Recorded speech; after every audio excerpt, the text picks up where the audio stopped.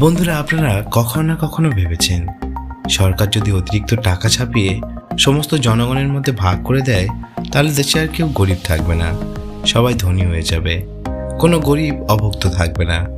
আপনাদের জানিয়ে রাখি, জিম্বাবুয়ে দেশের সরকারও ঠিক এমনটাই ভেবেছিল।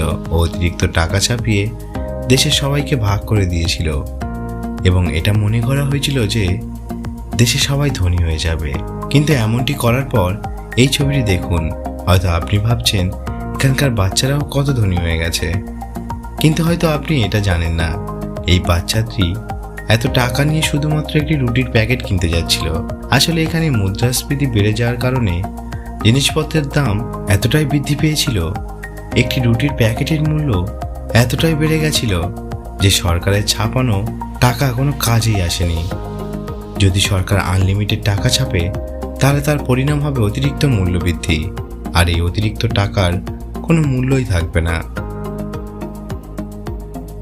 বন্ধুরা, আপনাদের মনে এবার হয়তো প্রশ্ন আসছে, সরকার কিভাবেই বা টাকা ছাপায়?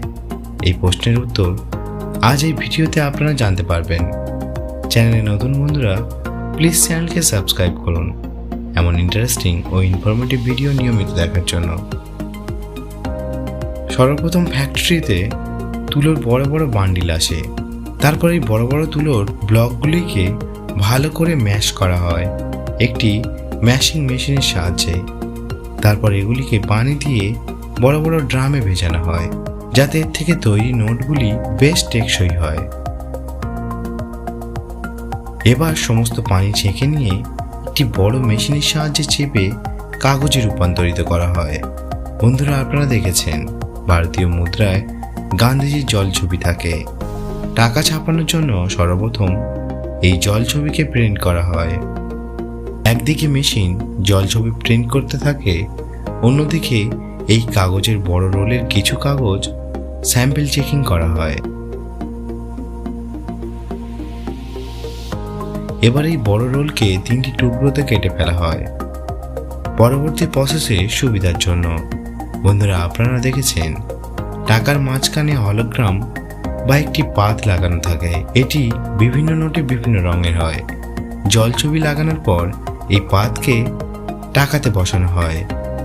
এরপর কম্পিউটারের মাধ্যমে ভালো করে চেক করে দেখা হয়, একজন কোয়ালিটি ইন্সপেক্টর নোটের উপর জলছবি ও হলোগ্রাম ভালো করে প্রিন্ট হয়েছে কিনা চেক করে নেন।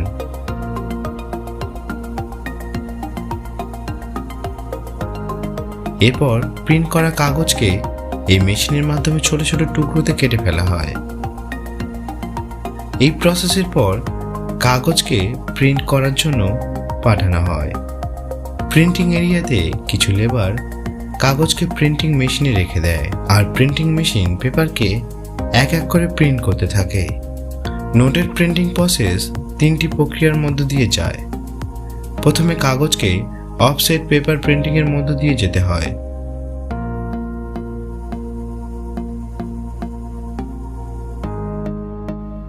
এরপর একজন কোয়ালিটি ইন্সপেক্টর কাগজকে ঠিকঠাক প্রিন্ট করা হয়েছে কিনা দেখে নেয়। কোথাও অতিরিক্ত ডিপ অথবা কোথাও অতিরিক্ত লাইট রং পড়েছে কিনা তা চেক করে নেয়। এরপর নোটগুলিকে নিয়ে যাওয়া হয় সেলফ প্রিন্টিংয়ে। আপনারা এই 2000 টাকার নোটকে দেখুন, যেখানে 2000 লেখাটি বিভিন্ন দিক থেকে বিভিন্ন রঙের দেখায়। এই প্রিন্টিং সেলফ প্রিন্টিংয়ের মধ্য দিয়ে করা হয়। ফাইনাল প্রসেসকে বলা হয় ইন্টেক্লিও প্রিন্টিং। এই প্রিন্টিং নোটের উপর স্ট্রাকচার প্রিন্ট করা হয়।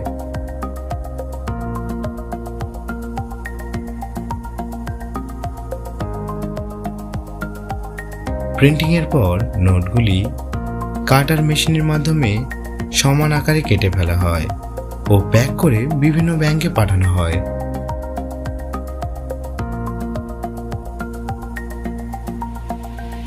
খারাপ ও বাতিল নোটগুলি আরবিআই এর কাছে পাঠানো হয়, তারপর সেগুলিকে আবার রিসাইকেল করা হয়।